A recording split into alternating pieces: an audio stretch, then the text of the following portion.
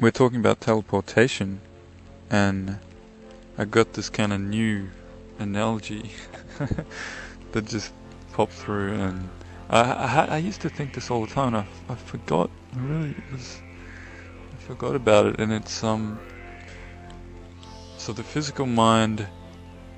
Let's just say there's one physical mind, which is a level of frequency, and then there's a higher mind, which is the source of that. It's almost like the twin of that.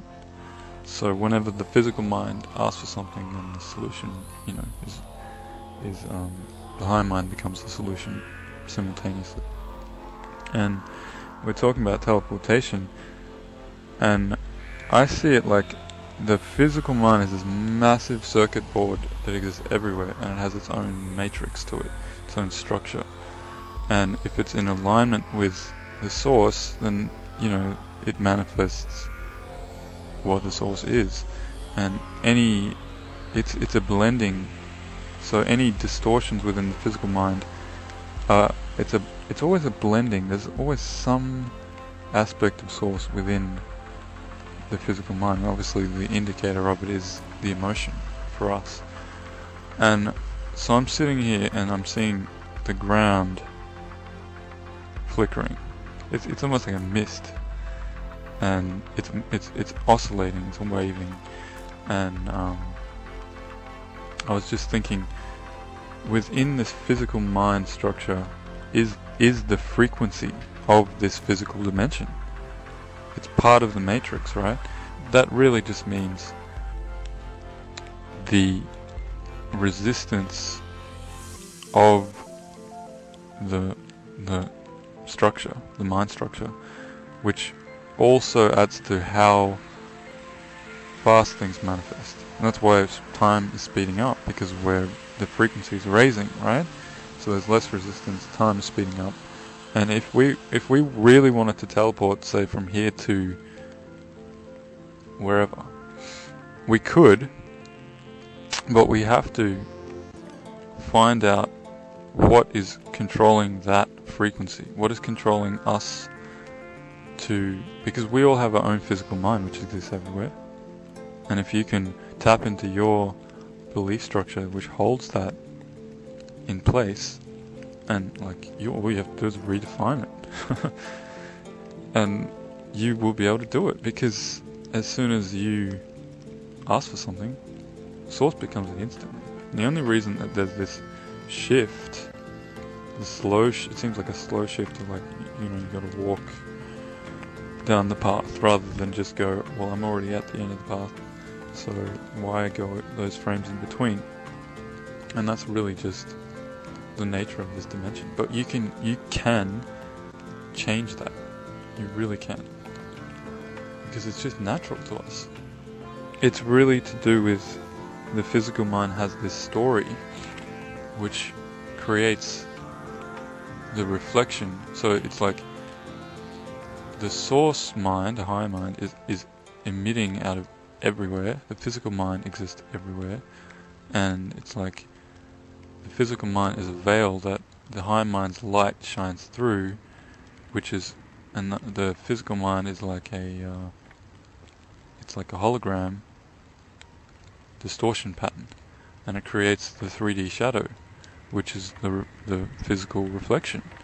And all you have to do is change the physical mind, because we're all like, it sounds obvious, everybody's talking about changing their beliefs, but if you have a belief that I'm just this human body and I don't really exist anywhere else, you're just going to change that part of the physical mind.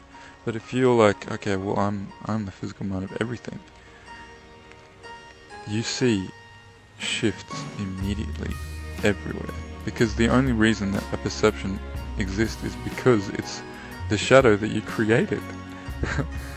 So it's like part of the definition of a human is, well, I'm just this human, and I'm only limited to walking around, changing my body or whatever, and that adds to the story. So you don't see stuff shifting in the environment, but now I'm seeing immediate shifts everywhere, and that's just apparent by the ridiculous flickering and mistiness of what I'm seeing right now. It just doesn't feel real to me. It doesn't feel solid. It's just, and there's more like there's just more beauty, man. It's grace. The grace is being allowed to shine through. You said the local experience, and it's like, yeah, you see a local experience, but if you can imagine the circuit board is you, exists everywhere. You've got people calling you on the phone from halfway across the world that you can't see, but that's still you happening. You know what I'm saying? It's like you really do have the whole universe acting on your behalf to fulfill your story, because you are the universe. So you could have like I don't know, there could be all this shit happening that you're not even aware of, but it's happening because of you.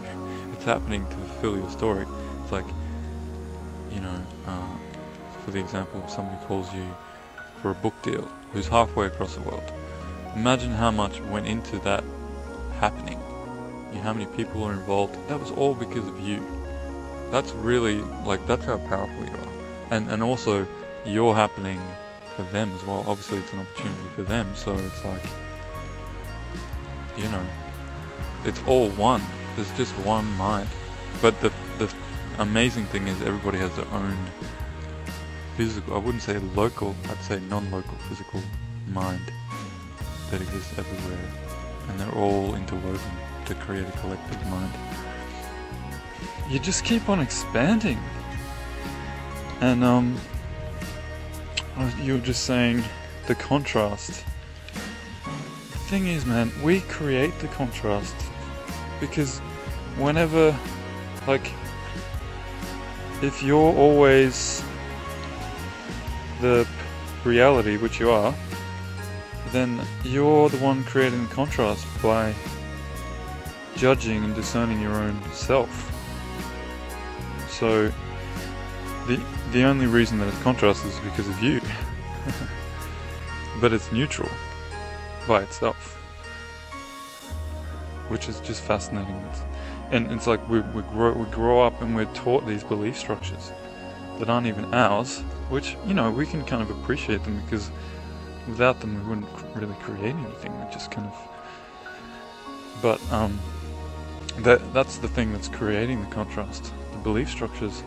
But without them it'd just be neutral, and you'd just be in awe. And it's exactly how I am right now, just in awe of everything.